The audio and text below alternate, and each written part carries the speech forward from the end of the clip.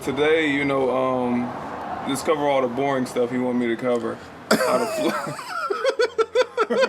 the flight went and all that other stuff. But no, the flight, what advice I would have to somebody taking a 10, 11 hour flight is one, be mindful of the couple days before you leave, what you eating, how much water you drinking, because obviously you don't want to eat no new foods.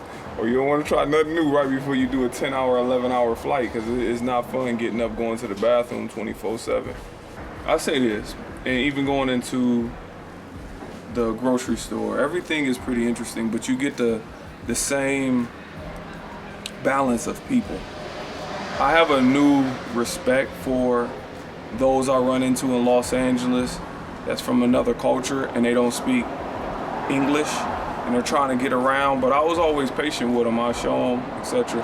But when I get here, you get a limited amount of people that's patient with you. Then you got certain people that's just like, listen, I'm trying to continue with my day. And I get it, but now it makes me really understand how helpful we should be for somebody trying to find their way when they don't know the language. Because it's tough.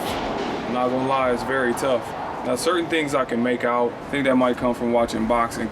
Canelo Alvarez or something. I was watching something where I can pick apart these words, but ultimately speaking, just have your translator in, have everything put in place, and I keep saying it, but try and immerse yourself in the culture. And today, that's what we're gonna do.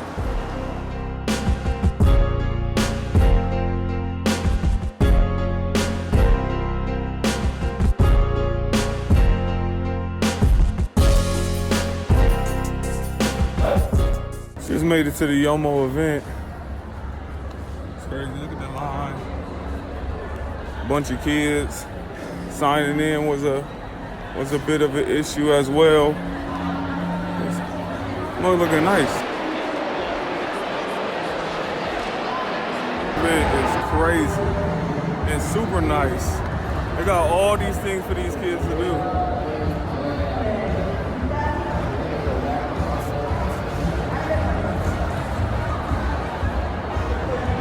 And they're bringing this to Los Angeles and Shanghai. I can't wait to be a part of this. It's amazing, I can't lie. The science and technology.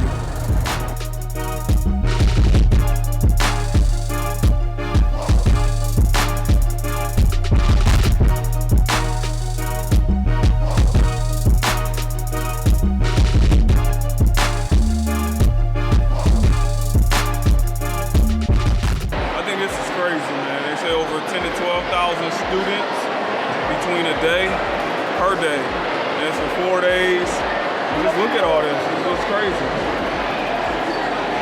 And now they're gonna be bringing this to LA and Shanghai, and it's looking like we'll be a part of that. Right now we're just trying to figure everything out, try to get a feel of everything.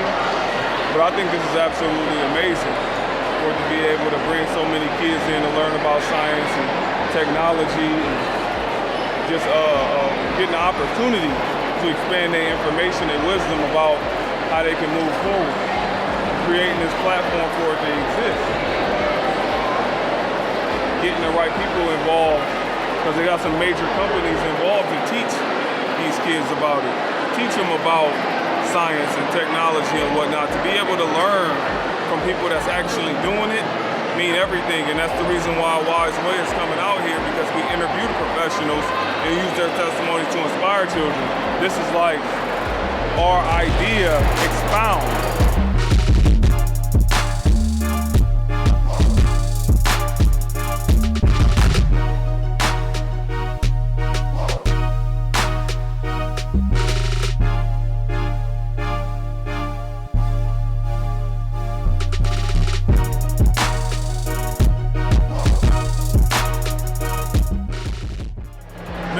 Eventful day. Been a few hours out here now. Got a chance to really walk around and see everything. From the drone page to the little robot battle to, absolutely everything. And I know kids are gonna be able to learn a whole lot. So what can be learned being here if they take advantage of it? Because obviously I see some kids that's really taking advantage of it. I see some kids that is falling back and just playing the wall. those that take advantage of it got a real opportunity to learn a lot more from the people that do it. Well, we at the top of this, I don't even remember the name of the building. Do you remember? But it's a panoramic view.